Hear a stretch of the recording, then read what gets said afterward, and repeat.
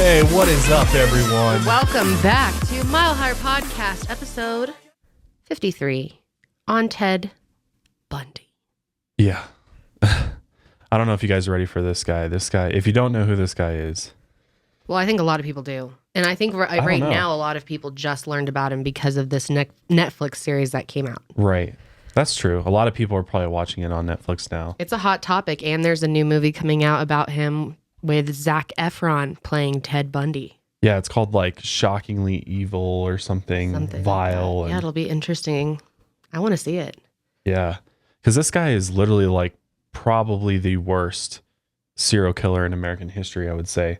The most notorious, obviously there's been other bad ones like John Wayne Gacy and Jeffrey Dahmer and Charles Manson stuff, and H.H. Holmes is probably worse than all of them. But I don't know, man. This guy was a complete savage, like in every sense of the term.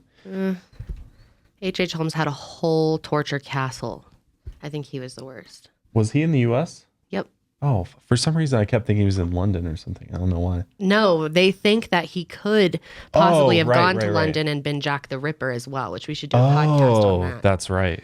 But H.H. Holmes was a gruesome motherfucker. He was in his death hotel. He was probably the worst. But Ted Bundy, literally, yeah, I'd say he's definitely one of the worst. He's horrifying. He is like next level evil. And I think the big reason for that is because he is so smart and cunning and devious that it just makes him even more dangerous and really interesting to look at just from a, investigative standpoint, because he's just such a weird creature. In a psychology standpoint, like he's just so odd.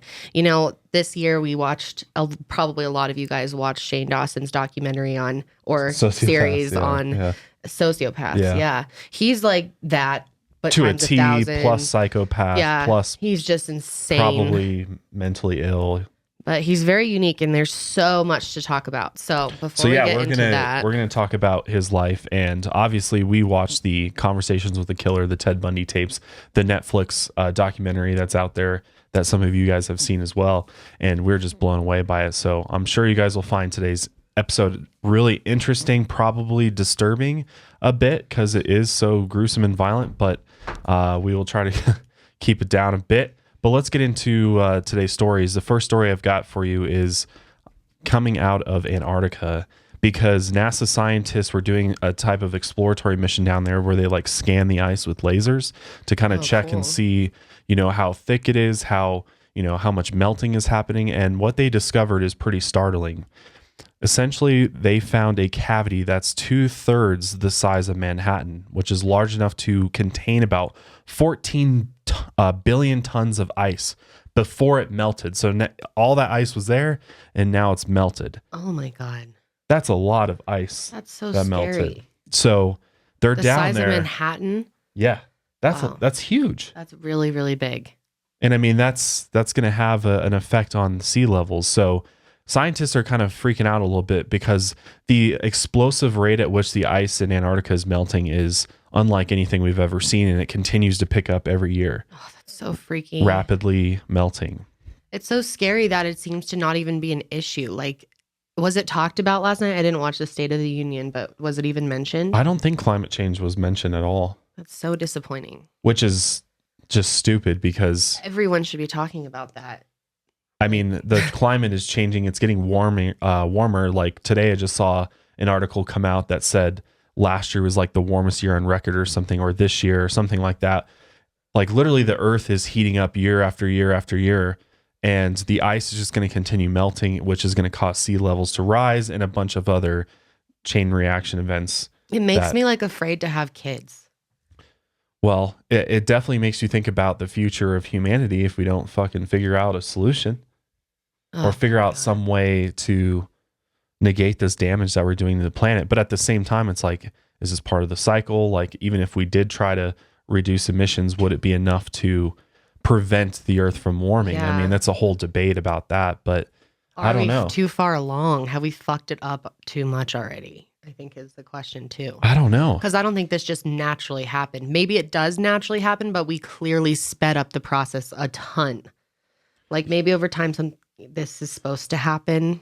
Well, yeah, and over, I guess like, you a can look huge at all time the period. ozone layer and how there's so many holes in it, and we've Yeah. damaged that, and we're killing all of our oxygen, our trees, and everything that help clean the atmosphere. So I think we're definitely attributing to it, but sometimes I think maybe there's, some type of cycle of the planet where it kind of has to reset itself, which is absolutely terrifying to think about, especially But why would that we want to happening in our speed lifetime. that up? Because we are speeding it up. I know.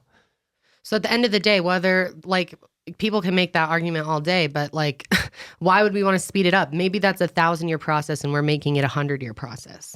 Yeah. Like, why would we want to do that? Are people not worried about their future kids and, like, their grandkids? I just don't think people are really thinking about it too much, because right now you don't see an immediate impact on people's daily lives. And I think until it starts doing that, even though a lot of people do see the effects of it who live by the coast, especially. Yeah, well, those coastal cities are going to be really hurting, especially places like Miami, Venice. Yeah. We're talking about. Yeah. All that's going to be underwater, because this glacier, which is called the Thwaites Glacier, is approximately the size of Florida, and it's already behind about 4% of global sea rise. And the disappearance of the ice mass would cause sea levels to rise by about 2 feet as well, by making surrounding glaciers more likely to melt rapidly, which could cause an 8-foot rise in sea level. Just an 8-foot rise in sea level would be enough to probably affect a lot of cities at sea level. 8 feet of water that is there permanently. What do you do? I don't know. It's gonna have to. I don't know. It's gonna be really interesting to see how things shake out. But Not interesting, horrifying. Yeah. Yeah. Today's episode is just full of horrifying news, actually. But Climate stuff really scares me so much. It does. And I don't know what to do about it. But the other story that I had for you guys today is one that's kind of been making the rounds and is kind of popped into mainstream media as well. And that is a Harvard astronomy professor, Avi Loeb, who's literally like one of the top astronomers in the world. He's like an Ivy League professor. He's I think the head of the department there, at Harvard.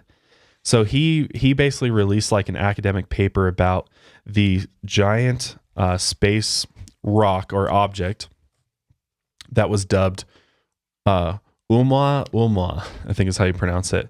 And it was first discovered by Hawaiian astronomers in 2017, because it was literally this interstellar object that came flying from another star system outside of our solar system into our solar system, and is now on its way around Jupiter. And this Harvard astronomer basically came to the conclusion that this is some type of extraterrestrial spacecraft, or, it's some piece of it, like a light sail, some type of equipment that's used by extraterrestrials to get around space. Wow. So it's shaken up. Yeah, it's really shaken up things. I knew about this morning, that this news had broke into the mainstream, because I watch The View sometimes. Well, I watch it every day, not gonna lie. I've been watching it for like 6 years, so it's like a tradition thing for me. But the mainstream media has caught wind of the UFOs today. They were talking about it in the most, I guess, woke way I've ever heard. Like, very open. It was very open. They were all like, "Yep, there's probably aliens." And that's the thing, is I think it's kind of becoming a more universally accepted idea that aliens are probably already visiting us, and especially with all of the UFO stuff that's been coming out, I think a lot more people are like really wrapping their heads around the likelihood that we are being contacted by aliens in some way, shape, or form, or they're cruising around above us in space. So Meghan McCain brought up the Phoenix Lights today as well. It was pretty cool. They showed a video of it. She saw them, which is really interesting. I don't know if she saw them or if she just like remembers it because she lived there. Yeah. But it was really interesting to see them talking about it. But I guess we'll have to wait and see if this thing comes back. But it's out flying past Jupiter right now, and I don't know where it's headed. But this astronomy professor from Harvard thinks it's some type of extraterrestrial craft or piece of a craft. So it's really interesting, because there's a lot of scientists and astronomers that just straight up are like, there's no way possible that thing was a spacecraft or aliens or anything like that. So can you go? later. But let's get right into Ted Bundy. So first, before we start, I want to thank our first sponsor, Robinhood. Robinhood is an investing app that lets you buy and sell stocks, ETFs, options, and cryptos, all commission free, while other brokerages charge up to $10 every trade. Robinhood doesn't charge any commission fees, so you can trade stocks and keep all your profits. Plus, there is no account minimum deposit needed to get started, so you can start investing at any level. The simple, intuitive design of Robinhood makes investing easy for newcomers and experts alike.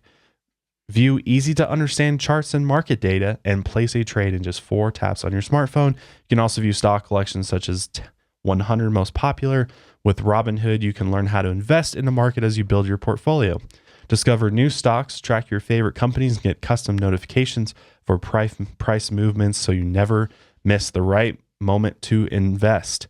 Robinhood is giving listeners of Mile Higher Podcast a free stock like Apple, Ford, or Sprint to help you build your portfolio. Sign up at milehigher.robinhood.com. But let's get into the notorious Ted Bundy. All right. Oh, man. So the Ted Bundy is just a different type of animal, as you will see. Yeah. So let's talk a little bit about his early life, where he came from. It's always interesting to see where serial killers come from, and you start seeing patterns in serial killers' upbringings. But it's interesting because Ted Bundy did have a fairly, as far as what we know, a fairly normal childhood. That's what he tells us too. But anyway, so Ted Bundy was born Theodore Robert Cowell born on November 24th, 1946 in Burlington, Vermont. Ted's mom was Eleanor Cowell, who went by her middle name Louise. His father's identity was never determined with any degree of certainty, which is interesting.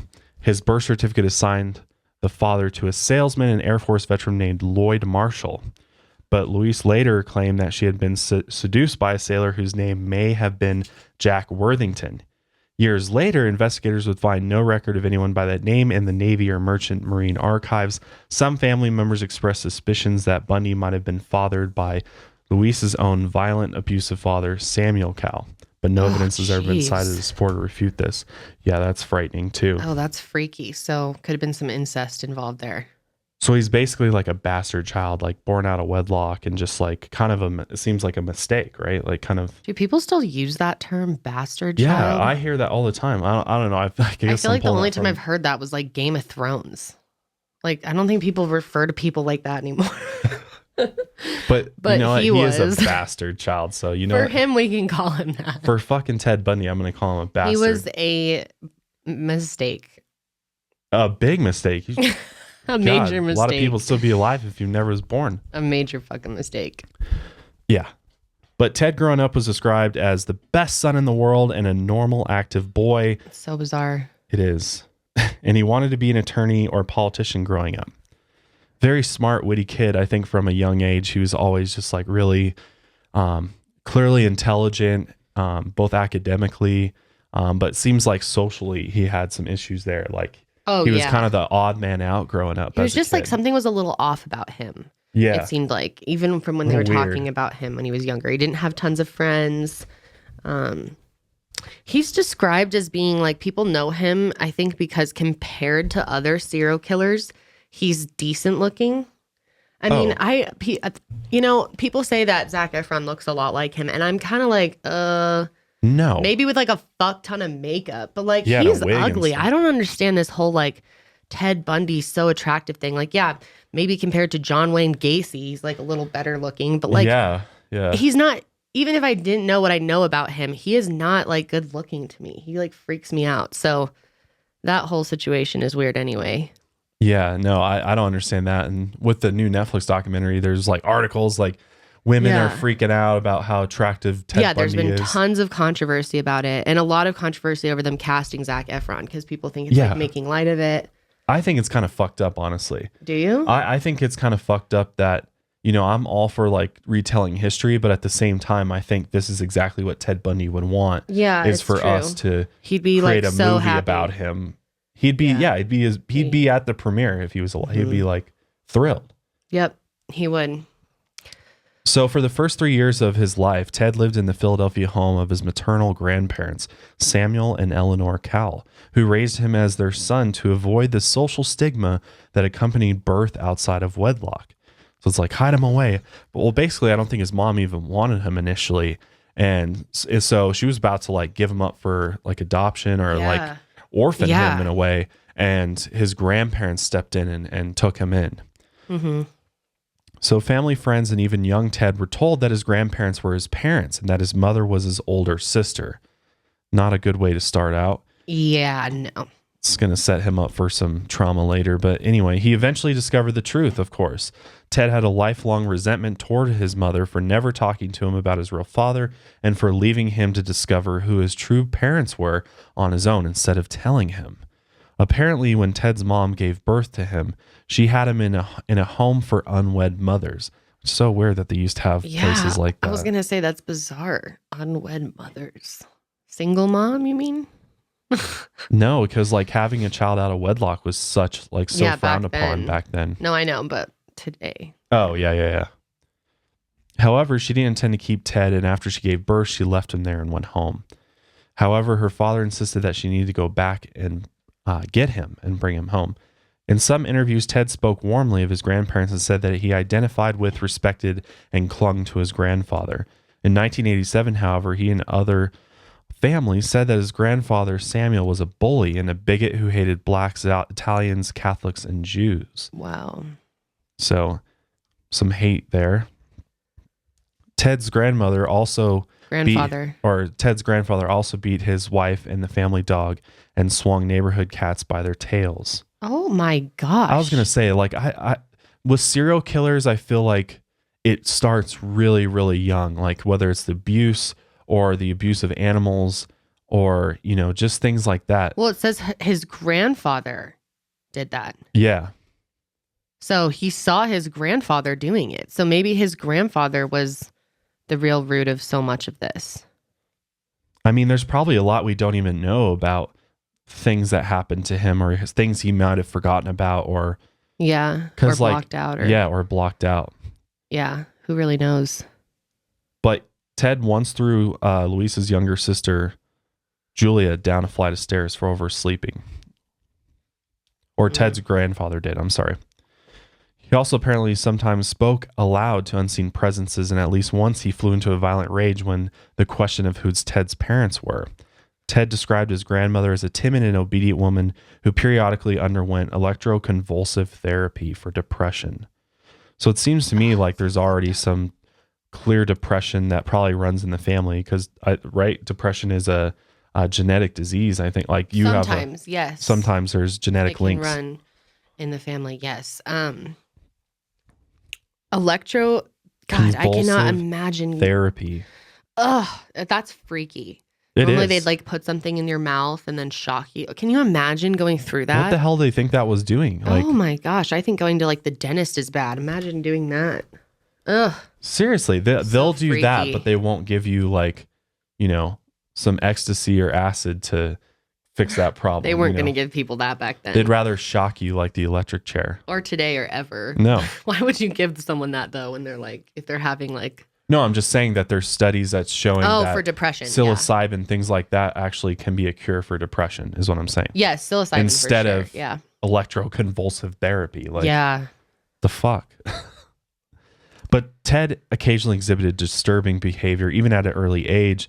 Julia recalled awakening one day from a nap to find herself surrounded by knives with her 3-year-old nephew, Ted, standing by the bed, smiling. Dude, he was born like this, I'm telling you. Born killer. I don't know. Like, it's so interesting. We've talked about, like, you know, serial killers. Is it something you're born with? Can you be born evil? We have that conversation a lot. And I think Ted Bundy's such an interesting example because, I mean, he had a little trauma in his life for sure. It was like a little unstable and he didn't know who his real dad was. And his grandpa swung cats around by their fucking tails, you know, but like, he didn't have any like major thing happen that would cause you to then go be a serial killer. And so I truly believe that Ted Bundy was born like that. Like something is wrong in his maybe brain. A killer gene or something, or like I don't know if it's a gene. I think maybe it's just like It could be the way his brain chemistry was or something. Yeah, something he like was that. born with like a chemical imbalance that yeah, doesn't allow him to, I don't know, care for anything. Yeah, something like that. Or just like the need to kill. I don't know. I think some people are born with it because, think about it. A lot of people go through traumatic events, like way worse than some of what these serial killers go through. And so, yes, I think that going through traumatic things such as like, being abused as a child, that kind of stuff definitely contributes to being a serial killer. But at the same time, I think a lot of that you're just born with. And I think that maybe it doesn't help you to suppress it if you have a lot of anger, but maybe there are people out there who have good lives but have that same feeling, but because they have good supportive families and stuff, they're able to like conceal it or overcome it. Yeah. I don't know. It's really interesting. I'm surprised there's not more people researching serial killers and like, once they're gone, dissecting their brains and trying to figure out what's actually, if there is some type of chemical thing. Was his thing. brain ever dissected? I think they said that they he was looked at by a psychologist and they said his brain was different, but I don't know what the exact details were on that. I don't think they ever dissected his brain or anything or actually figured out what it was. But anyway, in 1950, Louise changed her surname from Cal to Nelson, and after being encouraged by multiple family members, she left Philadelphia with her son to live with cousins Alan and Jane Scott in Tacoma, Washington. In 1951, Louise met Johnny Bundy, a hospital cook, at an adult singles night at Tacoma's First Methodist Church.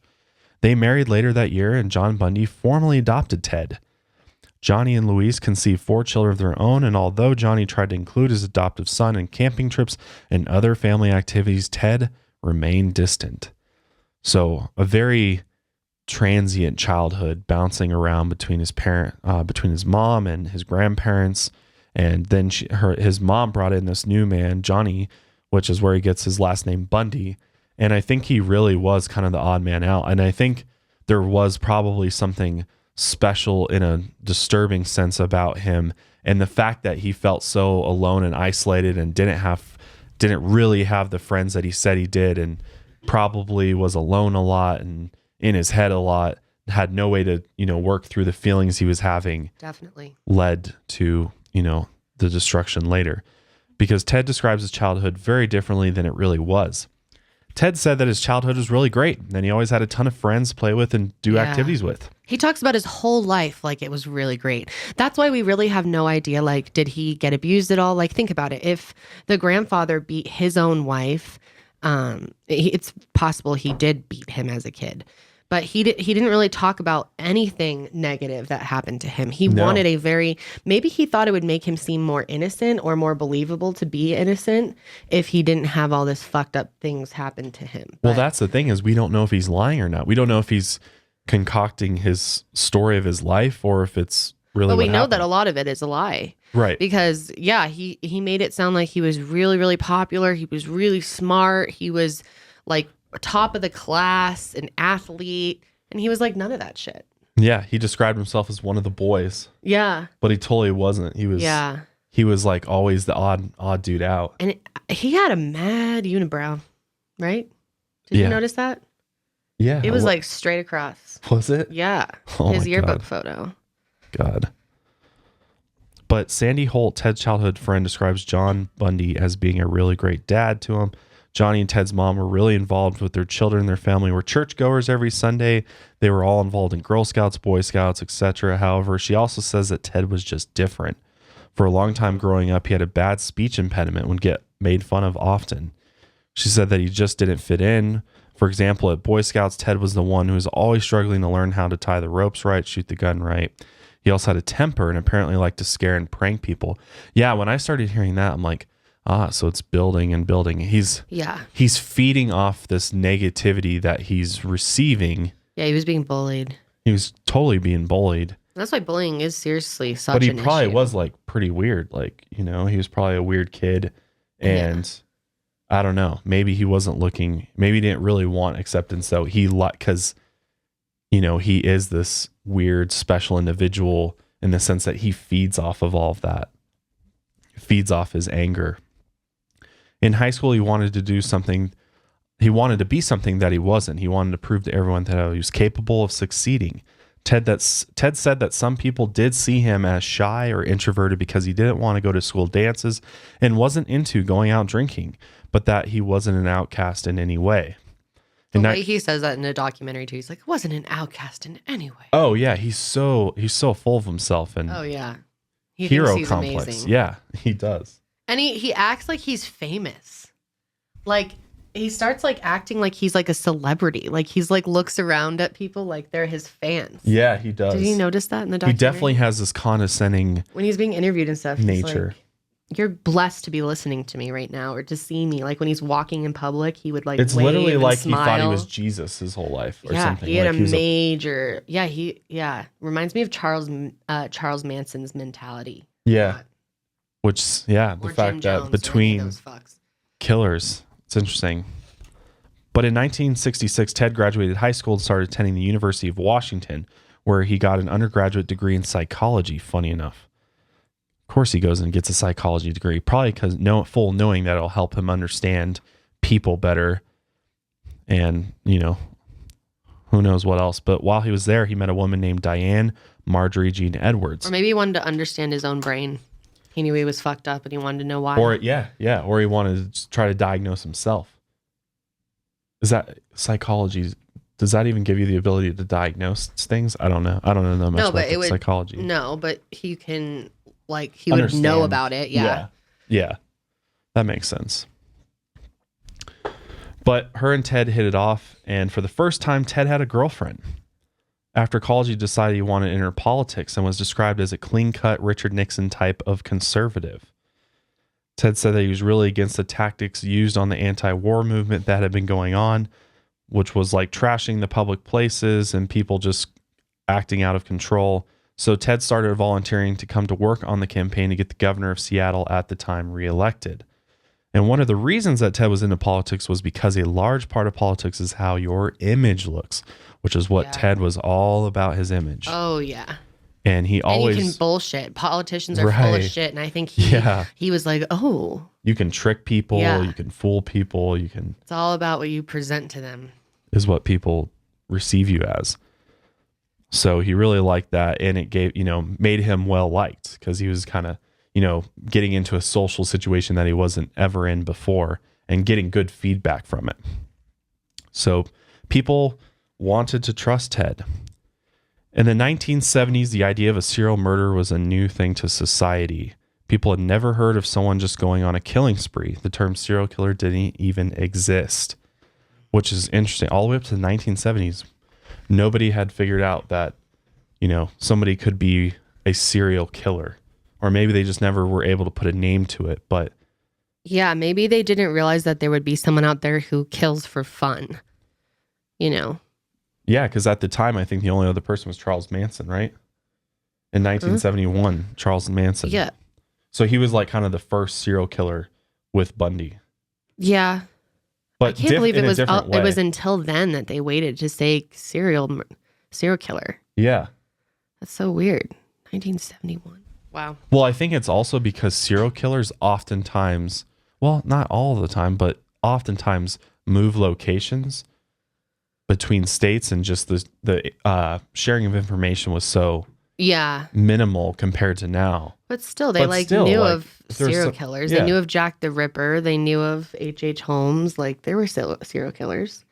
Yeah, Madame that's Lalaurie. Interesting. They didn't really know that. Yeah. Like, there was clearly people that killed for fun. I don't know. That's bizarre. That's weird. But the 1970s was when the disappearances started. In April of 1974, a young woman disappeared in Washington. Her name was Linda Ann Healy, and she was a 21-year-old student at the University of Washington. Guess who else goes to the University of Washington? Ted Bundy. She disappeared from her apartment that she lived in with 5 other students. Linda was a local weather reporter for a radio station. Every morning she would come on the radio to talk about the weather, what the weather was going to be like. According to her roommate, her alarm went off at around 5:30 a.m., but Linda wasn't in her room, and she didn't show up for work. She was gone, which was very unusual for her to not show up for work. She's like a very reliable and responsible young woman, and it wasn't like her to just disappear and not tell anybody where the hell she was going. One of her roommates said that the night Linda went missing, she was in her room studying when Linda came into her room at about 11:30 p.m. She said they talked for a little and that she seemed to be in a pretty good mood. And then at around 12 a.m., she said that she was going to bed. So when Linda didn't show up the next day, the newspapers proceeded to announce to the public that she was missing. So she was last seen around midnight that night, and then she just disappeared out of her room without a trace, really. So scary. Very scary. So at this point, there was a crime scene search. The police got involved, and during the search, they found a substantial amount of blood under her pillow on her sheets. And the crazy thing was Linda's bed was perfectly made, so you didn't notice anything was wrong until you pulled back the covers. Oh, weird.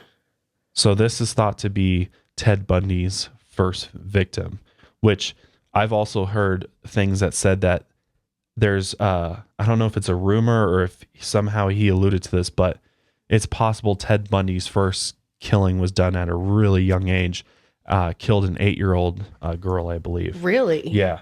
Yeah. I don't know if it's, again, I don't know if that's fact or it's just a rumor or something, but his first victim was supposedly killed when he was like really young, like 13 or something. He killed a little girl or something. So that's interesting. Weird. So, but officially, Healy was Ted's first victim. And he had talked about how he was like dating a girl that summer, right? And she broke up with him. Yes. So like right before this happened, he was like dating this girl. He was really, really into her, and she kind of like ditched him, and he really couldn't handle the rejection. And he said that whole summer was a blur for him, and that's when he started killing people. So he kind of channeled his rage against her because he loved her and he didn't want to harm her on like random other women, you know. But it's clearly something that had been inside him for a long time, but was invoked by the breakup. Yeah, yeah. That's an extreme reaction to a breakup. Yeah, well, it's not just a breakup; it's like rejection. It's the feeling of rejection that could trigger someone like that. Yeah, God. But in June 1974, only 2 months after Linda goes missing, another woman went missing. She also lived in the University of Washington area close to where Linda lived. Her name was Jorgen Hawkins, and she was last seen on a Monday night after she was visiting a frat house and was returning home, which was about a half a block away down an alley. Just like Linda, she was not the person to just take off and not tell people where she was. So because 2 women from the same college had gone missing within 2 months of each other, people in the area started getting really freaked out. There were still no hints as to where they went or who took them. They literally there was no evidence that they could find to help them figure out who could have done it.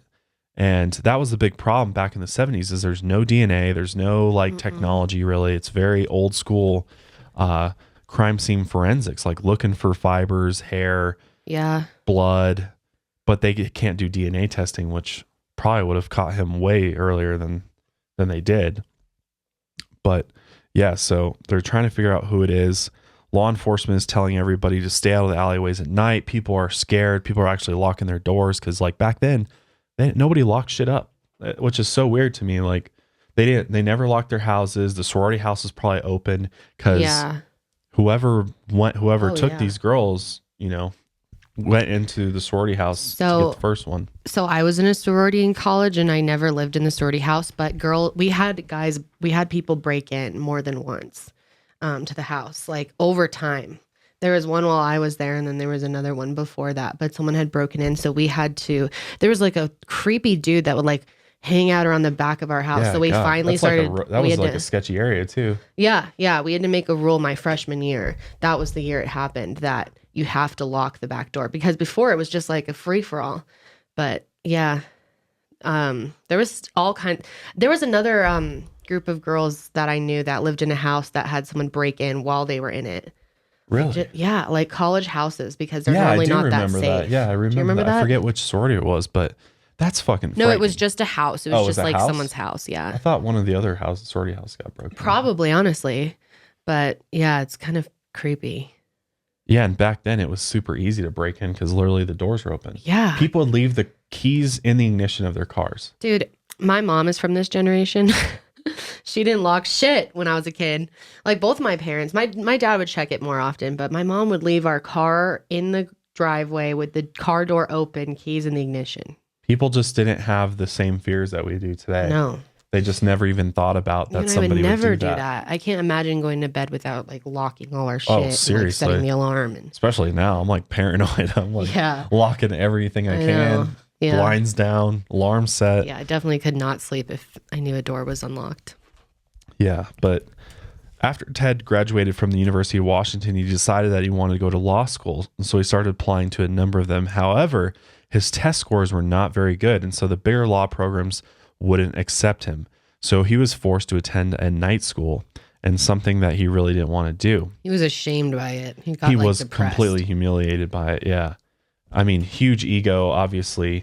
And to not get the test scores, to like follow your colleagues to like, the big school in that area, he had to go a different route, which was kind of embarrassing for him. Because it ended. So I'm sorry. He was still dating Diane at this point, though, when he moved there. This is when their relationship fell apart. I got that wrong.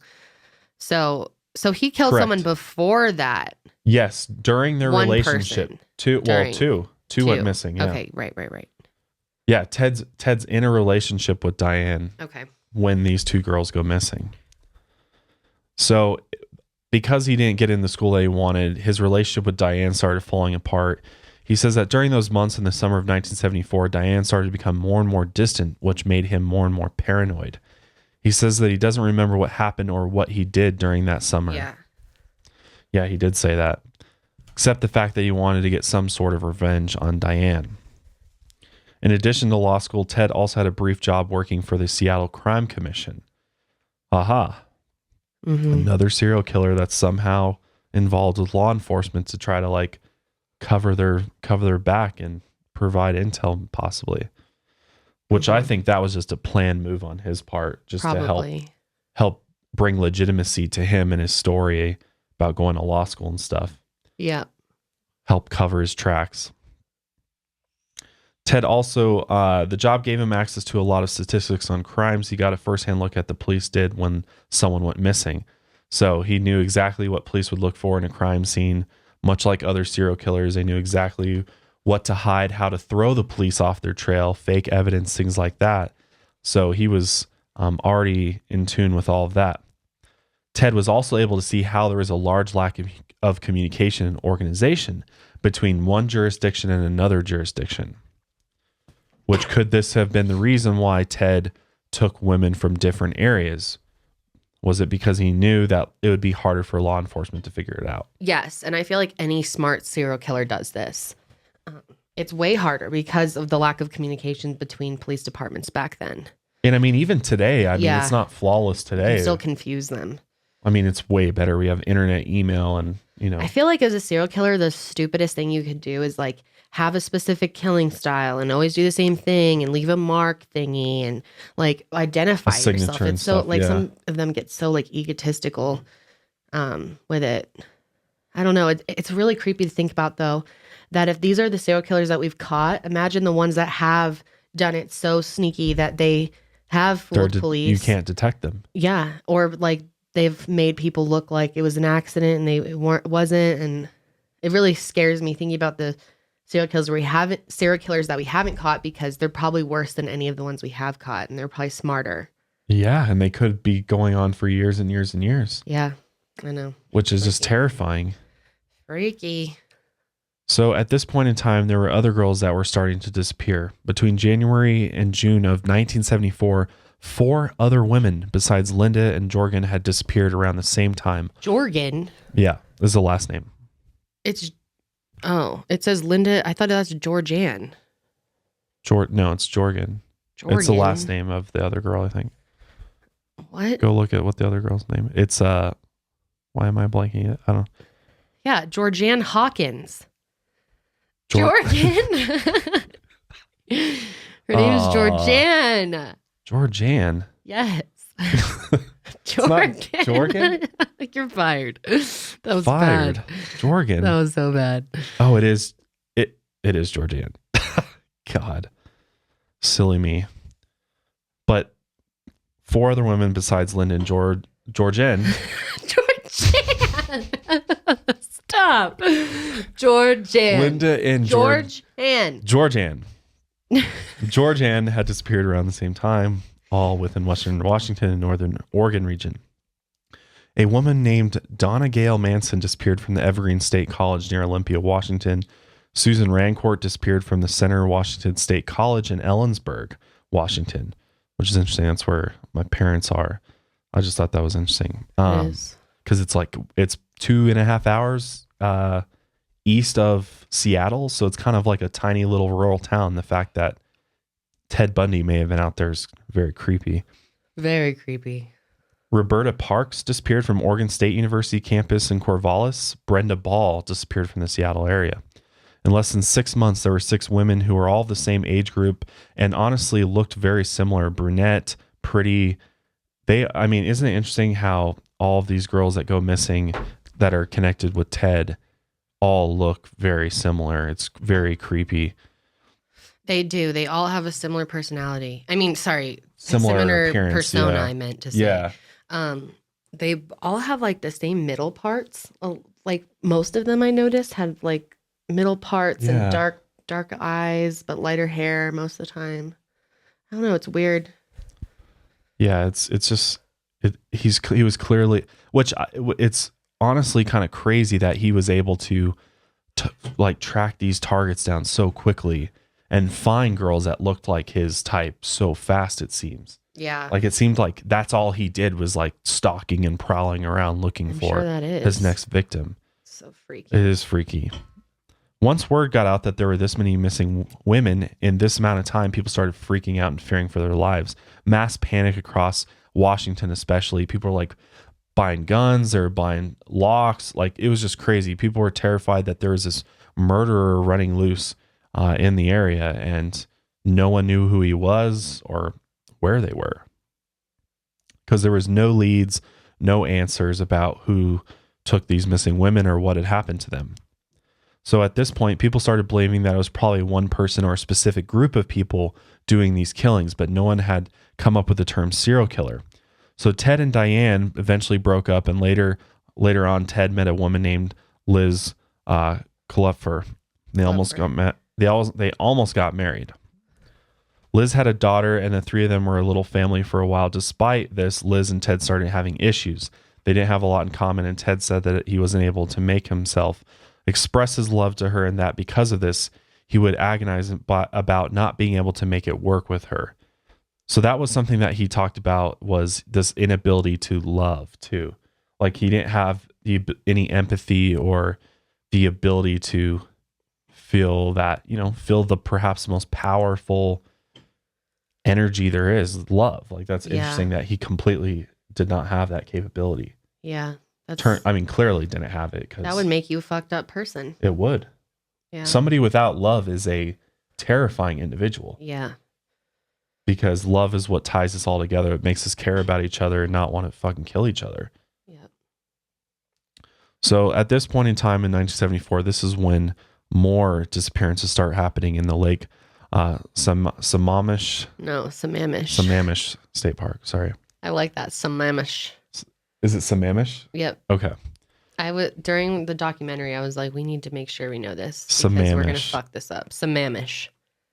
Kind of sounds like Mamwich. It does. Sorry. What a weird name. I bet you it's some type of Native American name or something. Probably.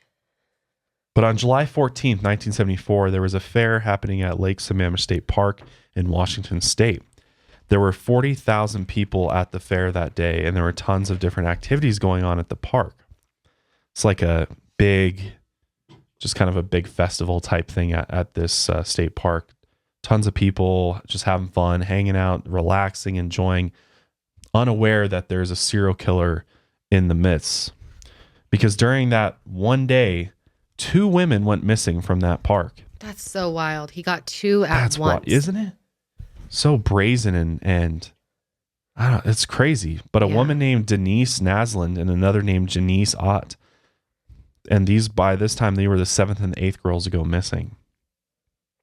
Once word got out that the 2 people were missing, detectives went down to the park to interview people to see if they could figure out what had happened to them.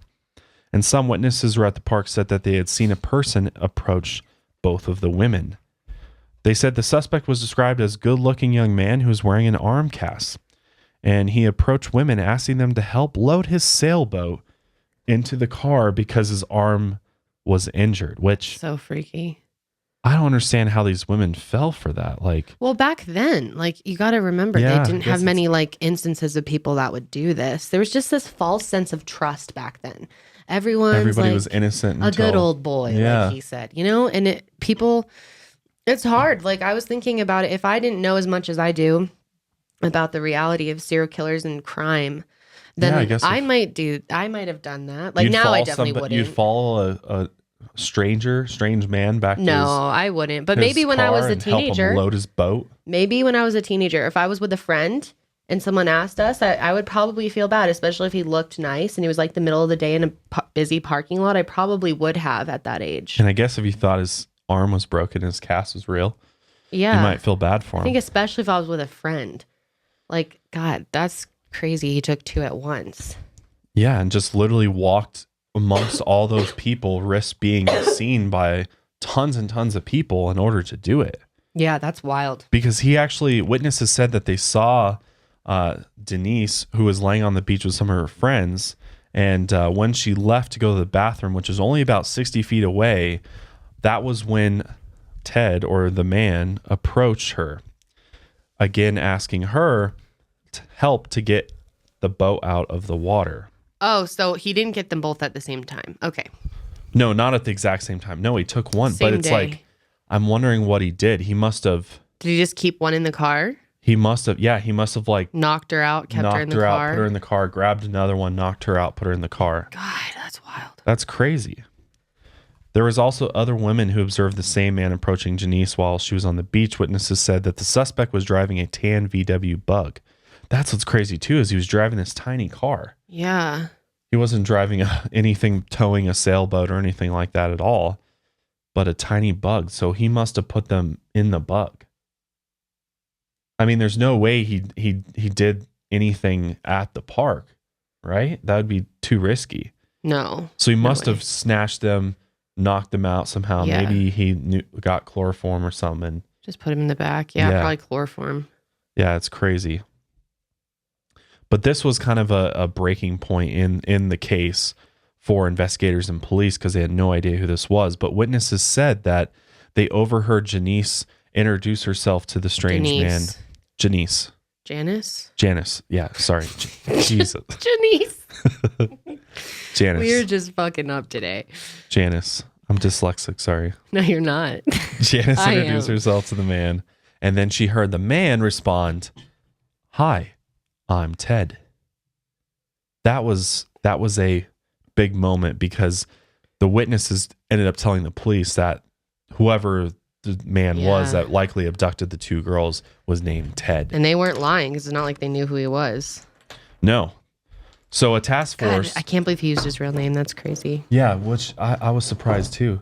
And again, it goes back to just his ego and how I think he literally felt like he was invincible. He probably thought Ted was a pretty like friendly sounding name too. Like Ted. But it was probably more common back then too. Yeah. Yeah. Be like Bob or something, you know? Yeah, ish. Yeah. But back then, it was a lot more old school names like that for guys, especially like Tom, Bob, Peter, Ted, Yeah. So once police heard that the suspect could be named Ted, a task force was set up to try and figure out who this guy was. At this point, there were 8 women missing, all from and around the Seattle, Washington area. All of them were between the ages of 18 and 21, and they all had very similar appearances, with all of them having brown hair, and they were all white women. At this point, they still didn't have a suspect, and the strongest lead they had was that this dude was named Tom, or Tom. There I go. Ted. Jesus. I like Janice. That's a good one. Janice, and then what were you calling Georgian? Georgian? No, I was saying Janice. Oh, yeah. Janice. Janice? Janice and Jorgen. That's just butchered. Yeah, that's really bad. Which, no disrespect to these victims, my gosh, but you are really messing up names today. I am. It reminds me of that one skit that I bet some people will know about it. Oh, yeah. The Key and Peele one? Yeah. Where he's doing roll call. Yeah. And he calls like one of the kids like Balake. Yeah. And Deborah instead of Deborah. And Balake instead of Blake. Yeah. That's funny. Anyway. I'm just like that guy. So anyways, the police, they've got this named Ted. They immediately get to work, get the task force put together. We got to figure out who Ted is. And back then, it's all paper, guys. They had no computers, no database. So they had to do all this shit by hand. And there was 1,000 different people that they started with that could be Ted, who could, had a criminal history, fit the description, all of those types of things.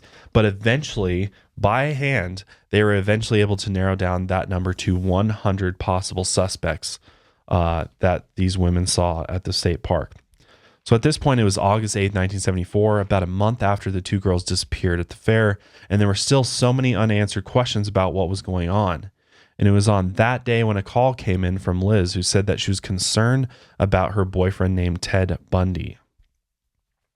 She agreed to do a taped interview where she shared that their relationship had started going really south and was very rocky.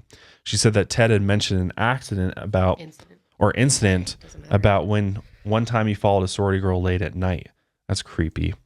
Yeah. So his girlfriend at the time, Liz, is kind of starting to take notes and realize there's something weird, sketchy going on with him. I probably should, let the police know. Because I think she started thinking that maybe it could have been him. Yeah. Liz also stated that she found a bag of women's underwear in her apartment and also found a bowl of house keys. That's fucking... That's so that would be pretty... I'd be like, what the... Yeah, why are you taking house keys? She also found a knife under the right front seat of his car. She said that the night Brenda Ball disappeared, Ted was with her and her family. And she said that he left early that evening and then the next day showed up late to her daughter's baptism. So he was gone. Nobody knows where he was. Clearly, he could have definitely been the person that took Brenda Ball. The Ted that Liz described fit the description of the person directly or perfectly, the way he looked, where he lived, and the fact that he went to the University of Washington. So that places him very close to the crime scenes. Yes. And the fact that he drove a tan VW Bug. Everything seemed to match up. So he drives a Bug. The witnesses said that the man named Ted drove a Bug. So they're starting to connect dots here. They looked further in to see if someone was able to provide an alibi for Ted that proved that he wasn't at the fair that day when the girls went missing. And when they couldn't find any sort of reason to believe that it wasn't him, Ted became the prime suspect. However, investigators prepared a photo lineup that was shown to some witnesses, and 7 out of the 8 women said they were positive that the photo of Ted Bundy was not the suspect Ted. Which Ted, one of the interesting things about him is he was a master of disguise and a master of changing his appearance. And before he went into this photo lineup, he actually altered his appearance. I think he combed his hair the other way or parted it the opposite way. Just something simple like that he was hoping would basically throw the witnesses off. And 7 out of the 8 women did not identify Ted Bundy as the suspect. So this just is another example of him just being cunning and devious, and just, the fact that he was constantly like 2 steps ahead of everybody else, I think really attributed to him making this run. But at this point in time, the murders had stopped. They started making investigators wonder if the person left Washington or died. So it kind of went quiet for a while and nobody else died. So they were like, what happened? Well, where'd he go? And this is when murders start happening in Utah. Ugh. So Ted, being the intelligent individual he was, he knew that he had to get out of Washington, that the heat was starting to get too hot for him. So he said he had to move to a different jurisdiction. So in August 1974, Bundy received a second acceptance from the University of Utah Law School. He left Liz and moved to Salt Lake City, Utah, even though he called Liz often while he was dating other women. While he was there, he became a member of the Mormon Church. Of course he did. Because he's like, Utah. Yeah, of course. He's like, great place to meet women to take. Yeah, I think he just knew, like, it's a good place to meet. And it's good for his, like, Image. Yeah. Like, who's going to blame a Mormon Mormon law guy? student? Yeah. Serial killer? Yeah. So, yeah, very, very smart. He was known as a great member of the church and was very involved in all the meetings. They, in the Netflix series, they interview, I think, one of the Mormon teachers or preachers or whatever, and he said that, like, Ted just was totally into it and seemed like a really nice guy. And that's the thing about Ted, is he has this like charismatic, almost like charming personality in a sick way, that he's able to like get people to like him and talk to him and trust him very quickly. During the fall of 1974, a woman named Melissa from Utah was found murdered. She apparently told her father that she was going to meet a friend at a restaurant in Midvale. The friend said that they hung out for a while and then Melissa left to go back home. However, she never made it home. 9 days later, her body was found. She had been beaten and strangled to death, sexually assaulted, just brutalized. In addition to Melissa, there were 2 other disappearances in Utah. A young woman named Nancy Wilcox disappeared after leaving her home, and her body was never found. Laura Amy was also vanished, was later found in the mountains. Her body had been severely assaulted as well. Oh, God. So sad. It is. It's terrible.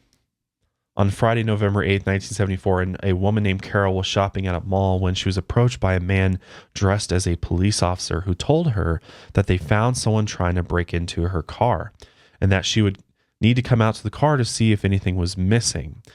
And this is actually one of the only survivors of a Ted Bundy attack. She's in the documentary. Very interesting and very scary. So Carol goes out to the car with Ted, and Ted's like, look in the car to see if anything's missing. And she's like looking at it. She's like, it looks fine. It looks fine. He clearly wanted her to like lean in there so we could push her in. And yeah, exactly. And when she refused to do that, Ted started getting frustrated and was like, I'm get in my car. I'll take you back to the station, and we'll figure it out there. They said that they had some people and they wanted to help identify someone to see if it was them. Right. Oh, yeah. So she agreed to go. So she was like, okay. But she asked for a badge first. Right. She asked him for a badge. Yeah. So he went, where did he get this stuff from? It could have been a fake badge. Yeah, it could have been. What it was. But what's so weird is that he wasn't in a police car. He was driving a VW Bug. So, which I think that raised major red flags for Carol. And that's when she started getting sketched out. But she thought, okay, maybe he's an undercover cop. So she went with him. God. So they started driving down a side street and then suddenly pulled over on the side of the curb. And that's when the man grabbed her and tried to handcuff her. He got one cuff on, but couldn't get the other on. He then pulled out a gun and said, I'll blow your head off. Somehow Carol was able to get out of the car. The man tried to hit her with a crowbar when another car started coming. Carol was able to get loose and run to the car. She jumped in the car and had them take her to the police station. She was so lucky. Little did she know that she was literally escaped one of the most notorious serial killers of all time. Yeah, and then he went and killed someone else right after because he was mad. Yep. 4 hours later, a woman named Deborah Kent was killed. Oh, God. Deborah was attending a play with her high school. She left the play early to go pick up her brother, and Debbie never even made it to the car. Wow, Jesus. Wow, he went from that, not even rattled by that at all, clearly, immediately on to the next thing. Didn't even think that maybe I'm surprised he didn't try to go after her again. Seriously. To keep her from talking and stuff. Yeah, I'm surprised too. So while police were searching the parking lot where her car was at, they discovered a key that went to a pair of handcuffs. It was soon discovered that the key was the key that fit into the handcuffs that were placed on Carol, concluding that it was the same person. So that at this point, connections are starting to be made between the different cases in Utah now, that they have the same person. Because back in Washington, months were going by with no leads as to what happened to all the women that went missing there. On March 5th, 1975, 5 bodies were discovered in Taylor Mountain in Washington. A group of student foresters were on Taylor Mountain marking trees when they came across a skull. Which that would be... I've always wondered that, like, how creepy and terrifying it would be to come across, like, human remains really just freaky. like walking through the woods. That'd be freaky as fuck. And honestly, that's like always a possibility. I mean, if not human remains, but animal remains. Mm-hmm. A group of student foresters were on, this ended up being the skull of Brenda Ball. Investigators got there and discovered remains of 3 other women within 100 feet of each other. The remains of Linda Healy, Brenda Ball, Susan Rancourt, Roberta Kathleen Parks were all discovered in the same area. That's insane. Yeah. So he took them all up there to dispose of them, which in the documentary, he talks about how it was like a garbage disposal for him. Like it was a way for him to dump body parts and have the animals clean up his, that's crazy. Clean up the remains for him. Terrible. The remains of, in addition, just a few miles away from the remains of those 4 girls, they found remains of 2 girls from Lake Sammamish State Park Fair who went missing as well. Denise Naslin and Janice. Oh my God. So this basically solidified the fact that all these kidnappings and murders were done by the same person because of the fact that these women went missing from different areas, but were all found in the same area, right? I mean, I guess it could be multiple killers too that were using one location. But this was when the term serial killer started being used to describe this type of person. Even though they found remains and weren't able to do many tests on their bodies because of the fact they didn't have the technology that we do today, of course. So they weren't able to actually figure out how those bodies were killed or who was handling them through forensic testing, through DNA testing and all the other types of forensic tests we have today. It literally didn't provide any information for them, very little, as to what actually happened to them and who did it. It was pretty similar to the other girls. Probably wasn't nice. Yeah, no, it was not nice at all. So Ted is, realizing, heat's back on him in Utah, so it's time to move on to Colorado, actually. So Colorado at this time was facing an issue with disappearances, actually. And on January 27th, 1975, a woman named Karen Campbell disappeared from a hotel in Aspen. Karen was on vacation with her fiance and his children, and they had just got done eating dinner at a restaurant. Carol and her fiance were sitting in the lobby enjoying the fireplace when Karen decided that she was going to go up to her room to grab a magazine to read. She got in the elevator, and that was the last time she was seen. So fucking scary. So he's just rolling around everywhere, actively looking for a victim and just taking advantage of. It's crazy. Like, it seems like such small windows of time that he's taking these women, and it's just crazy that nobody's seeing him do this. Yeah, it is. Because, like, obviously, like with her and probably some others, it's not like every single woman just willingly like followed him somewhere. No. So he had to have like literally grabbed them and like forcefully took them wherever he wanted to go. 36 days later, her body was found almost 3 miles away from the hotel. The coroner was able to estimate that Karen died about 2 hours after she had dinner with her family. Ugh. God. After this, there were 2 other women in Colorado that had gone missing, a 26-year-old woman named Julie Cunningham from Vail and a 24-year-old woman named Denise Oliverson from Grand Junction. They both vanished out of nowhere. One thing that is important to note is the fact that even though all these disappearances and killings were happening within several states of each other, happening in ways that were all similar to each other, with all victims that were similar, the state's investigators still didn't have any sort of communication with each other, so they couldn't put the pieces together to create a bigger picture of what was going on. They literally had no idea what was going on from one state to the next, which was all part of Ted Bundy's plan. And yeah, to trick them. Yeah, exactly. To trick them. And he knew by moving states that it decreased his chances of getting caught, because in the new state, when he initially got there, they wouldn't know who he was, or he'd be able to just cruise around. But it was August of 1975, and almost a year had passed from the time Carol was kidnapped, and the police still had no suspect. One night, a highway patrolman was in a residential area in Salt Lake City when he saw a VW Bug driving down the street with its lights off. He became suspicious and tried to stop the car. However, it tried to run from him. After chasing it for a while, the car eventually pulled over. The driver was arrested for failing to stop on command of a police officer identified as Ted Bundy, which I'm like, it's interesting that Ted, like the ways that he gets caught is like from traffic stops. Yeah. Both. Which is so weird. Because he was driving erratically or like with his lights off. So that happened to him, like, we'll talk about it more, multiple but like times. 3 times. Multiple times, yeah. Wow, what are the chances? But I'm just like, if you're really doing all this crazy shit, like why would you drive erratically and attract attention to you? Like sometimes I'm like, did he want to get caught? Well, they say that sociopaths like to drive fast, so there you go. Yeah, but if he's so smart, wouldn't you like want to drive like super proper to evade the police and not get pulled over? You would think. Yeah, you would think. So they arrested him and they identified him as Ted Bundy. Ted immediately wanted to hire a lawyer, so he hired Bruce Lubbock and John O'Connell. At first, the case was just thought of as not a big deal, but they just some misdemeanor charges because they didn't know about all the connections that he had to the disappearances in Washington. So they started thinking about that there could be more to this case than just a traffic stop. When the police searched Ted's car, they found several objects, including a ski mask, an ice pick, some strips of torn up sheet, a crowbar, pantyhose, and handcuffs. Not normal at all. No. Ted closely matched the description of the kidnapper of Carol.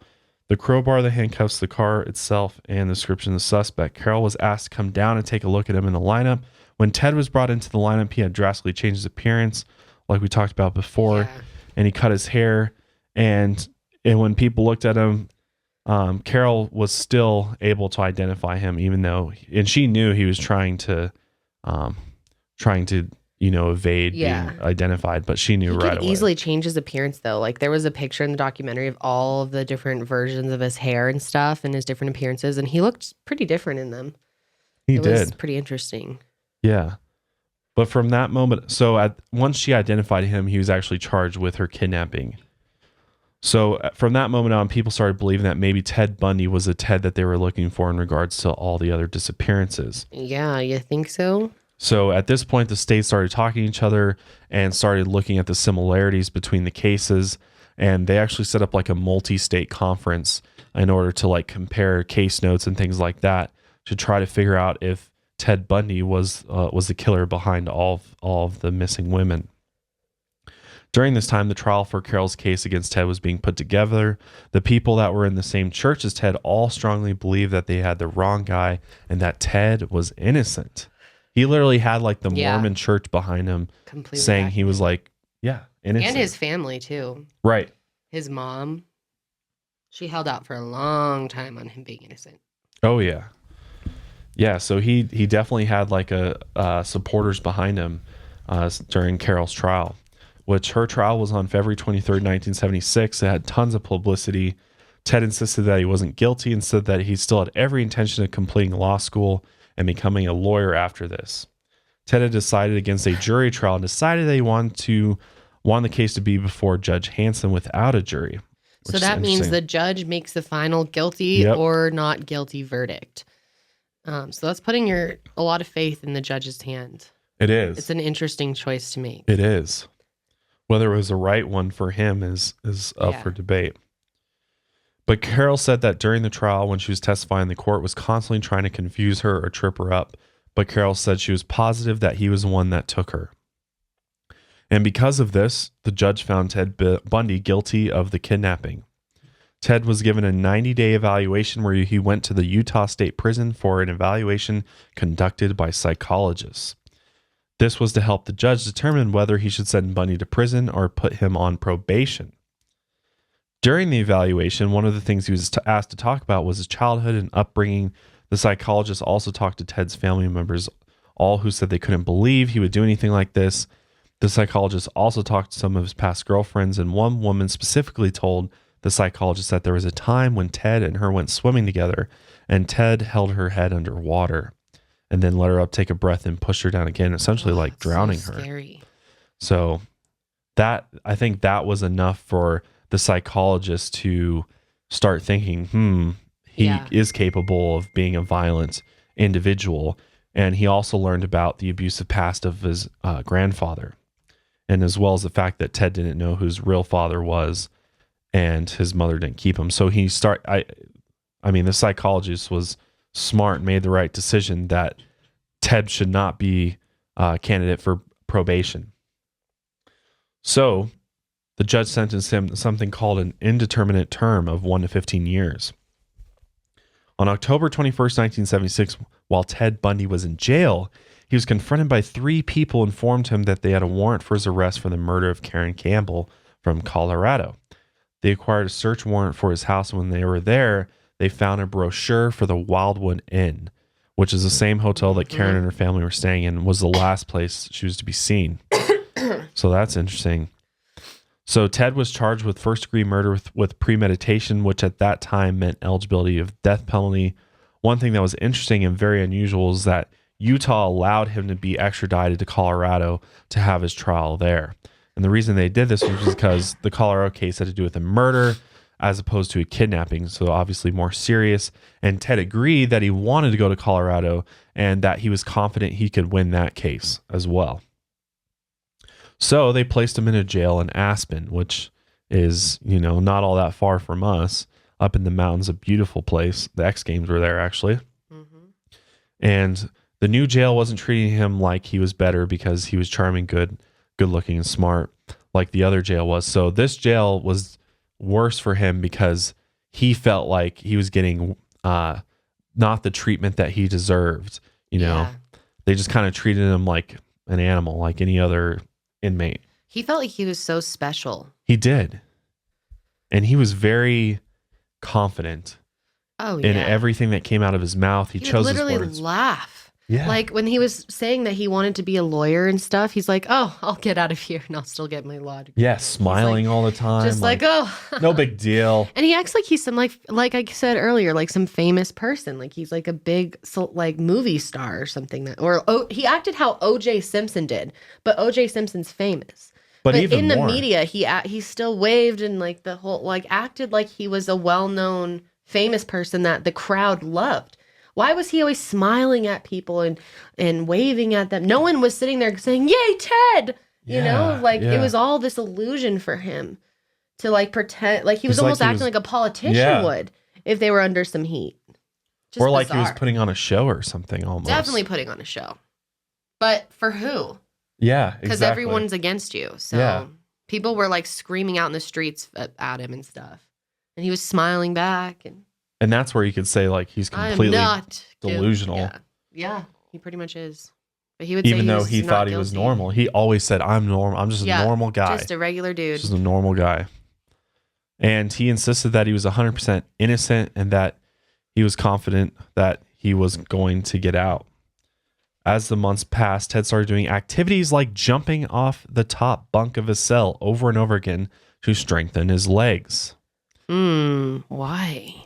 He also said that he was able to get a good measurement of how many feet were between the corner of the courthouse to the alley, from the alley to the riverbed, and then the riverbed to the mountains. He did little sprints inside his cell space as well, and he ran those distances over and over again, literally planning his escape. I'm sorry, but jumping on and off, that's really smart to build up your legs. He really fucking thought through everything. He clearly was obsessed with it to the point where that's all he thought about was his escape and everything. And keeping things hidden and concealed. Yep. I mean, that was his full-time job. Yep. So he also practiced how fast he could change his clothes from his courtroom attire to his shorts, and also cut his hair prior to the court appearance. So alternate his appearance, cut his hair to hopefully escape from the Aspen jail. It's crazy that he even escapes. So before we get into escapes, I just want to thank our last couple sponsors here real quick. This episode of the Mile Higher Podcast is brought to you by Lola. Lola gives women a peace of mind about what they're putting in their bodies because Lola products are 100% organic cotton. What are Lola products? Kendall? Sorry, I thought you were about to read it. Lola is tampons. Pads, something that all menstrual products. Oh, they do pads yes. too? I'm not a pads girl, but that's awesome to know. And liners, all of it. The truth about most products, these types of products, is they're not made with the best materials. And like, there's corporate execs making the decisions of what's going into these, Playtex, that kind of stuff. And Lola, you can trust it. And also you can feel good about buying from them because they give back to other women who are in need, as there are so many women around the world that don't have access to basic feminine hygiene products. Homeless women, low income and homeless is a big problem. So that's why I really like it, and I can feel good about using it. The quality is great. They're comfortable. Environmentally I really like them. Friendly. And you know what's cool is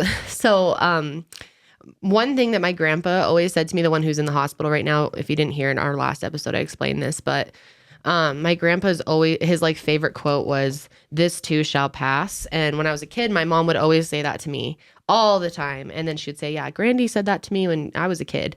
And then I got the Lola box. Which are really cool, right? Yeah. The boxes are really cute. It's like a whole subscription thing. And when I opened it up, on the inside of the box, it said, "This too shall pass." Yeah. It was like a nice little note from them. That was cool. I was like, oh my gosh, it was such a sign. So yeah, I really like it. It's a very, very cool product. Yeah. So like you said, it's a subscription box, fully customizable. You can start it when you want. You can change the number of boxes, frequency of delivery. It's super flexible. You can skip, change, or cancel at any time. And what's cool is this company was actually started by women. It's run by women. Yep. So obviously they're going to know what's best for women. And they have women in mind. Yeah. Because like I said, a lot of those corporate execs that are, the big companies, it's a lot of men up in there. They do. Yeah, exactly. Do you want them to design your stuff? Not really. Yeah, exactly. So for 40% off all subscriptions, you can visit mylola.com and enter Mile Higher when you subscribe. That's mylola.com and enter Mile Higher. We also want to thank Calm for their continued support of our podcast, which we all need some calm, especially during this episode, because my God, talking about this horrible individual. But meditation is extremely important for your mental health and well-being. It improves many different things in your life, including reducing stress and anxiety. Is just one of the few things that it does for me. I mean, it can do so much more for you spiritually. It's been helping me a lot lately with all the stress I've had, family stress. Yeah, kind of just, a very good way to melt that all away. Mm-hmm. And Calm makes it super easy. It's the #1 app to help you sleep, meditate, and relax. If you head to calm.com Mile Higher, you'll get 25% off a Calm premium subscription, which includes hundreds of hours of programs, including guided meditations on issues like anxiety, stress, and focus, including a brand new meditation each day called the Daily Calm. There's also sleep stories, which are bedtime stories for adults designed to help you relax before you doze off. So when you get done listening to our podcast while you're falling asleep, you can pop over to the Calm app and put on another sleep story. I love their sleep stories. And you can head to the lavender fields of France with Stephen Fry, or explore New Zealand with Jerome Flynn from Game of Thrones. Bob Ross is in there too. Like I always say, Matthew McConaughey's in there as well. I like his voice a lot. You do. I don't know why. You love him. There's also soothing music, ambient music, breathing exercises, gentle stretches to relax your body, and more. It literally is everything you can possibly want to help you calm down. Yeah. It's in the Calm app.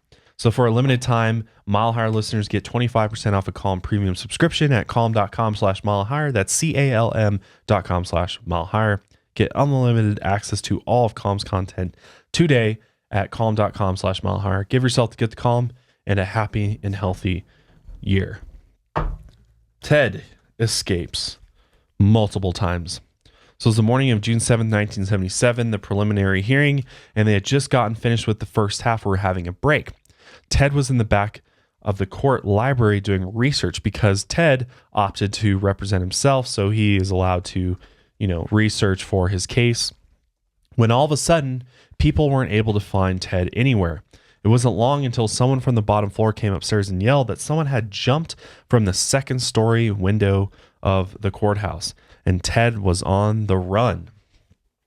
So Ted basically just took off and went straight into the mountains with nothing, and days went by, and they hadn't found Ted. They had bloodhounds, helicopters. They had the whole 9 yards out there. Yeah, they even got the FBI involved 3 days after he went missing, but they were not able to find Ted at all, which is actually crazy, really astounding, because Aspen's a really small mountain town. Yeah. And there's only But there's a lot of nature to hide in. Out. You can hide behind stuff, you know? It's just mountains and like little homes and cabins. And freaky. I can't believe he got out. That's so insane. Yeah, the fact that he escaped in the mountains. Honestly, though, I can't fucking believe he was able to just jump out and that they left him in there alone. Like, what idiots. Right? I'm sorry. That's so dumb. Oh, I know. So he goes up there and he ends up running into like an abandoned cabin and luckily got into it and stayed there, slept there the first night, ate some food. But then after that, he was just kind of like wandering around, and then it started sleeting and rain. And he talks about how it just like completely shook him to his core because he was so cold. And he literally, like a few days later, decided to come back and just turn himself back in because he was so cold and hungry.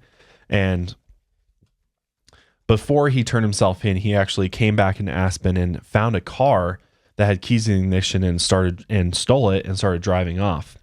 But it didn't take long for an officer to notice the car driving really crazy. When he pulled it over, it was Ted. So Ted actually stole the car and tried to like escape out of Aspen. I think he got like a mile or so down the road when this officer, obviously they had everything like, officers everywhere, noticed him driving erratically again. It's like, wow. Wonder if it was because he was tired or cold, or just he was nervous and maybe he was a bad driver. Or he's just a fucking sociopath and he wasn't. Yeah, or just didn't think he'd be caught or anything. They're just reckless. Yeah. So after he got pulled over, he was arrested and he now faced new charges of escape. So fast forward to later that year on December 30th, 1977, Ted was in prison waiting for the murder trial of Karen Campbell. The guard had just dropped off Ted his dinner in his cell and left. And the next morning, the guard came back and noticed that his food was never eaten. And that's when he thought he saw Ted in his bed because there was like a lump in the bed. And when the guard went in there, he realized that it was just a bunch of books under the blanket and that Ted had managed to escape again.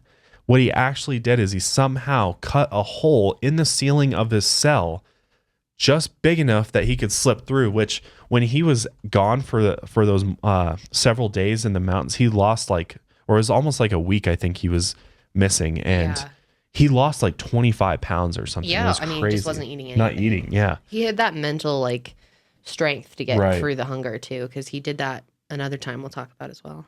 Yeah, so he was small enough, he got himself to a weight that he could literally slip through the hole in the ceiling, which went into another apartment of one of the jailers, and he stole some of his clothes and then took off and escaped right out the front doors of the jail.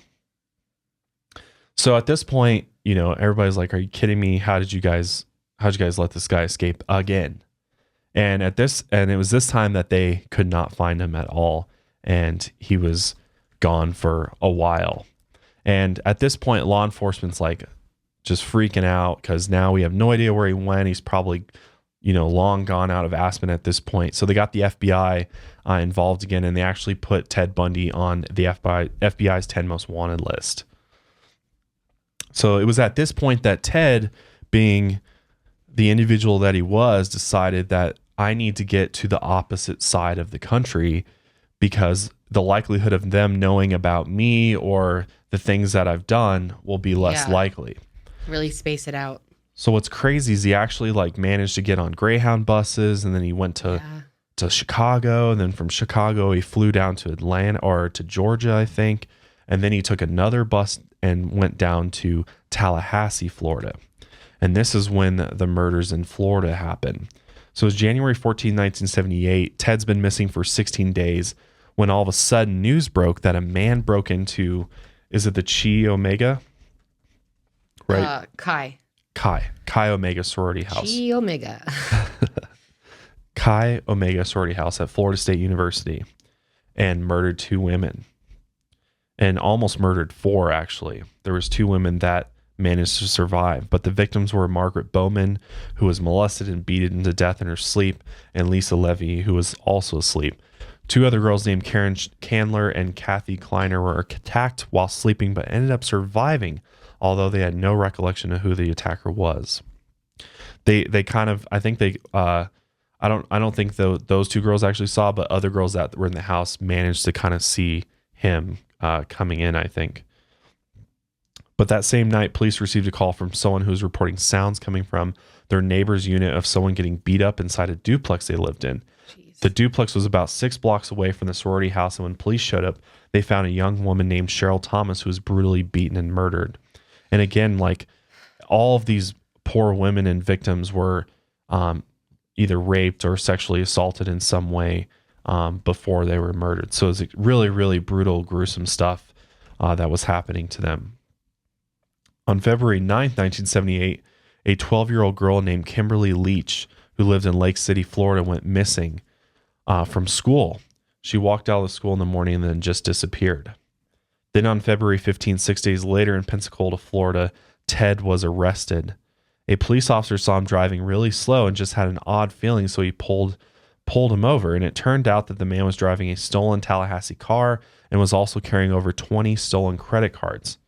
At first, the man refused to give his identity, and they said they didn't know who he was. However, he eventually said his name was Kenneth Meisner, and he was 29 years old from Tallahassee. So basically what Ted did was assumed this identity of this man named Kenneth Meisner, and the real guy was actually in jail and contacted the police eventually to say, hey, that's not me. I'm already in jail, so we don't know who that is. And once police found out that, Ted still refused to give up his real identity, which back then, driver's licenses were just like little slips of paper, like that you would print on a little old fashioned typewriter type situation, which is so weird. So there was no picture associated with the ID. You could just wield an ID and be like, this is me. Oh, you could get away with so much shit. Yeah, it's absolutely crazy. I just wanted to say I'm trying not to talk too much and interrupt Josh because I have to go to a doctor's appointment and I want to make sure we get all the information in. So that's why I'm being quiet right now, letting Josh just cut information out. Yeah, that's all right. And I'm having major jaw pain. So the police were able to eventually figure out that the stolen car he was driving was stolen somewhere near the Chi Omega sorority house. They also discovered that most of the credit cards that were stolen were from a bar that was next to the Chi Omega sorority house as well. Additionally, it was discovered that Ted was living in a house that was only 4 blocks away from the sorority house before and after the murders happened. It wasn't until the next day, on February 16th, when police agreed to let his unknown person call, or let Ted, who was the unknown person, call his girlfriend Liz if he agreed to give his identity. On the phone, he told Liz that he was sick and was trying to maintain a normal life, but that he couldn't contain this force that was controlling him, which is interesting.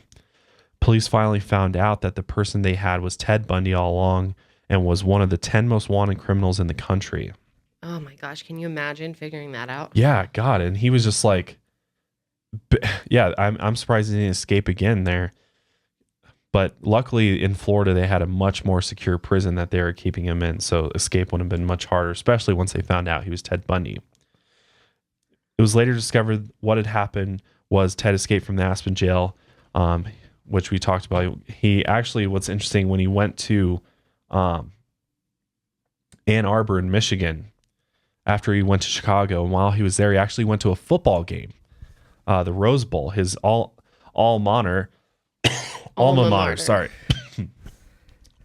University of Washington, was playing the University of Michigan in the Rose Bowl. So he just casually went to that. He said that while he was there, he went to a bar and almost got beat up by a bunch of Michigan fans. And then he went to a Methodist church where he spent the night.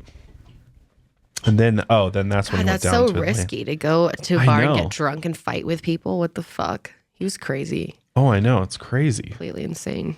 So at this point, police are really starting to connect the dots in Florida and realizing that the person that, murdered the sorority girls was likely the same person that took Kimberly Leach, the 12-year-old schoolgirl.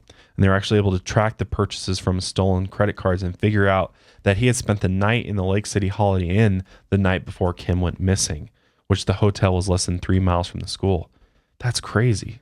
That's so creepy. He would just act on impulse. It seemed like he didn't plan too much. No, not too much, but he was such a quick thinker. He just could process everything so quickly and decide what to do. So in April 1978, Ted was officially charged of murder from both the Chi Omega and Kim Leach murders. One thing that investigators were able to do was imprints of Ted's teeth and matched the imprints to a bite mark that was left on one of the sorority victims' bodies, on the butt, actually.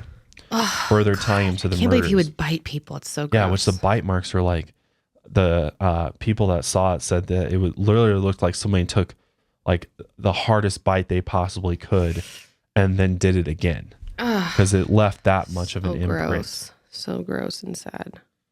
So on July 7th, 1978, Ted was formally indicted and charged with 2 counts of burglary, 2 counts of first-degree murder, and 3 counts of attempted first-degree murder in the state of Florida.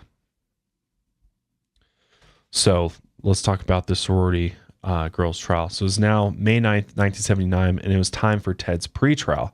That was the first time a trial was going to be covered by so much mass media. There was literally media from all 50 states. There was like 9 other countries there. This was like the first time they were doing real like live feeds and everything. So it was a really big deal. And it was also the first time really that they were letting cameras into the courtroom and stuff too. Yes, that was different too. Which at this point, the defense's goal was to try and save Ted from getting the death penalty. The court made an offer to Ted that if he pleaded guilty to the crimes, he would be saved from the death penalty. But on June 1st, 1979, Ted Bundy entered the court, and to everyone's surprise, he rejected the plea bargain because he thought he was smarter than all the lawyers and the judge. And after this, a public defender, Mike Minerva, asked to withdraw from the case because he's like, this guy's not even going to take our counsel, so I don't want to be a part of his sinking ship. Which the judge denied this request because he didn't want to draw out this case any longer than needed, in which Mike changed his role to advisory counsel. And meanwhile, Ted himself wanted to be involved in the case, and so the judge allowed him to represent himself as his own lawyer, even though he technically wasn't a lawyer, which is really crazy to think about. Fast forward a month to July 1st, when the pretrial was over and the real trial was about to begin. On the deaths of the sorority girls, the case was moved from Tallahassee to Miami due to the fact that people in Tallahassee were too familiar with the case to be on a jury. By this time, a lawyer named Margaret Good joined the defense team. The defense was making the argument that Ted Bundy was incompetent and that he wasn't capable of understanding all of the evidence that was brought against him. Because of this, they decided to hold a competency hearing. The judge ruled that he was indeed competent and also in charge of the defense, which is crazy to think about. That's fucking like wild. Is unheard of. Yeah, it really is. This judge was fucking weird. Yeah, it was really weird. So because of this, Ted was able to essentially like say whatever he wanted and just do really weird things. He'd say really irrational things, but he just thought he was outsmarting everybody. He also started making requests to the judge for things like more outside time, more time in the library, more conference periods, access to a typewriter, a change of menu because he was sick of eating the same grilled cheese every day. So he's totally taken advantage of the situation, and whether or not he thought he could actually like get away with it, I think he saw a window of opportunity to try and manipulate and take advantage of the, very, I don't know, almost incompetent judicial system back then. When it was time for the police officer who found one of the bodies to testify, Ted Bundy was the one who got to cross-examine him because he was leading the defense. So the prosecution brought up the officer that responded to the sorority crime scene, and then and their whole goal was to not bring up the gore or anything crazy that they actually saw there and focus more on the victims. But then as soon as he finished with him, Ted went up to the stand and cross-examined this guy and literally had this guy explain in vivid detail the wounds, the he was amount of blood, where they were punctured, all of these. What position was she laying in when you arrived? Really creepy, weird shit. It sounded like something from someone who knew what condition she was in and exactly what that guy thought. He was asking questions that he knew would be provocative. Yeah, and there's video of him just like. I can't believe the judge allowed that. And the judge is just like... It's fucking so weird. Just sitting there chilling, like acting like no big deal that a potential serial killer is cross-examining a witness. Like, what the hell? And I mean, he made this guy say all this graphic shit in front of all these people.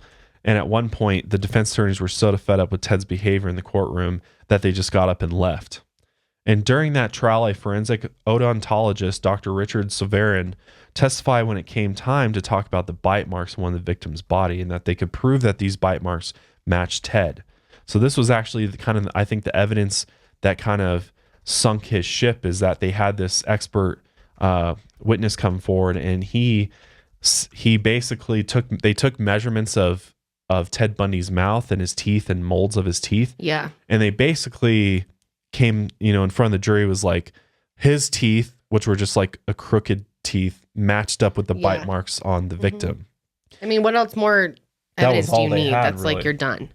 Yeah, but the problem with that is that today that's considered junk science. Like, there's no actual real science that you can do. Like, they don't use that today. Bite marks, because like your teeth, how are you supposed to like line up exactly what your teeth are? It's not definitive evidence. It's not definitive, but I think it still can be presented as a possibility. Yeah, but I read a thing sure that they don't even really do it anymore unless it's like really. And that was the thing, is it just showed like, basically the defense is like, this is just, it's a reach because we don't know for sure if, those are his teeth. Just because they're crooked teeth doesn't mean that it was Ted's crooked teeth that made the bite marks. And then on July 20th during the trial, Ted refused to show up for court that day. Apparently a guard went to go get Ted from his cell and he refused to get up. And then the guard noticed that the lock had been jammed with wet toilet paper. Ted had stuffed wet toilet paper in the lock to keep it from locking. The judge charged him with contempt of court for failing to show up. Later on that morning, they were eventually able to get Ted to show up in the court, which there's a scene in the documentary on Netflix. It's really interesting to see Ted come in there and he's like trying to make his case and shaking his finger at the judge and stuff, because he was upset that he felt like the court and prosecutors and jury were all just railroading him. Like he wasn't getting fair treatment. Mm-hmm. But on July 24th, it was time for the counsel to make their closing arguments and for the jury to start deliberating. And after 6.5 hours, the jury returned to the courtroom to give their verdict. It was announced that the jury found Ted guilty on all of the charges against him and that he was eligible for the death penalty. Mm-hmm. God, I wish we had some more time. I'm trying not to talk so that we don't run out of time, because we literally have like minutes. Okay. Before I have to go to the doctors. I didn't realize how long this episode would go. But yeah, I wish we had more time to talk about the death penalty and our opinions on that, because it's a whole nother conversation. I'm kind of like somewhere in the middle, but yeah. So basically, continue. Sorry. Yes. So basically Ted ends up getting the death penalty in that case of the sorority girls. They ended up giving him that sentence, and he also went and stood trial in November of 1979 for the murder of Kim Leach. And a lot of people thought it was a waste of time to even try him for that, since he was already facing the death penalty. But the prosecutors thought we absolutely have to charge him guilty, and they wanted to just reinforce that death penalty. And they had tons and tons of evidence tying Ted Bundy to the murder of Kimberly Leach. Mm-hmm. And, there was blood in the van. There was all these fibers of Kim's clothing in the van. They also found Ted's fibers on Kim's clothing. So clearly Ted Bundy took this poor little girl and then sexually assaulted her and murdered her. And the prosecutor in the documentary said that when they found this girl's body, he's like, I haven't cried since I was like 13. And he's like, I don't know, 16 now. And he's like, the day that we found Kimberly's body, I just cried. I would too. Because he's like, she was so young. And the brutality of what she went through based upon the state of her body was just unreal. Like unlike anything he had ever seen before. Just evil shit. So eventually on February 10, 1980, it was announced that the jury reached a guilty verdict and also came to the conclusion that the death penalty would be appropriate. So he ended up being charged with it twice. Now, after they conclude with that trial, Ted is still professing his innocence and saying that he was wrongly accused. He's got his mom behind him still, and I believe he even ended up marrying a girl that was like a family friend. Well, he proposed to her like in the courtroom. Yeah, it was so bizarre. It's really bizarre. And so they were like, we're going to fight this. We're going to appeal the death penalty. Yeah. And he was just in such delusion. And basically he sat on death row, and he said he was doing a bunch of drugs, and he just was just kind of losing it. And Carol was the woman that we're talking about that he had had his back, said he was innocent, kind of spoke out for him. And they actually got together, and she would come and visit him in prison, and they actually had sex while she was visiting him in prison somehow. And she got pregnant and had a child named Rosa with Ted. And this is where the journalists that come in and record all these tapes of Ted talking about his crimes and everything. Yeah. And basically his entire life. It was like his chance to do it. All of that's in this documentary, which we'll link for you guys. You should definitely watch it if you haven't seen it after listening to this, because to hear it from him is just so eerie and creepy. Yeah. And it really gives you more understanding than we can give you just talking about him. Mm-hmm. But over the next couple years, he tried to get lawyers to get appeals, and eventually they took it all the way to the Florida Supreme Court.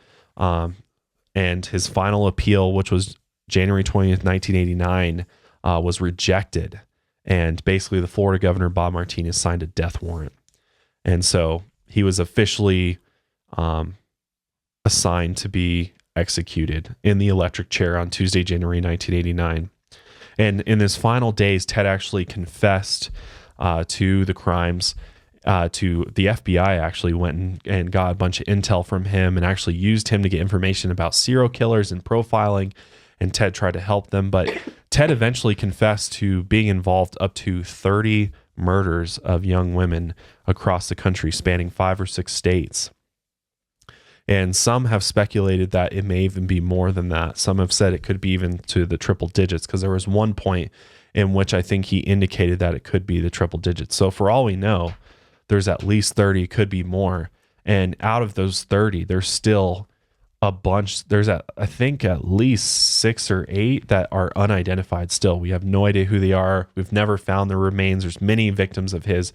We've never found his remains or anything. And he talked a little bit about what he did with some of the bodies and shit. It's just really crazy. Yeah, it's really gross. He'd take their heads and he would keep their heads. And he confessed to being into necrophilia, which is having sex with a dead body. Yep. And just really creepy, disgusting things. He was just a vile human.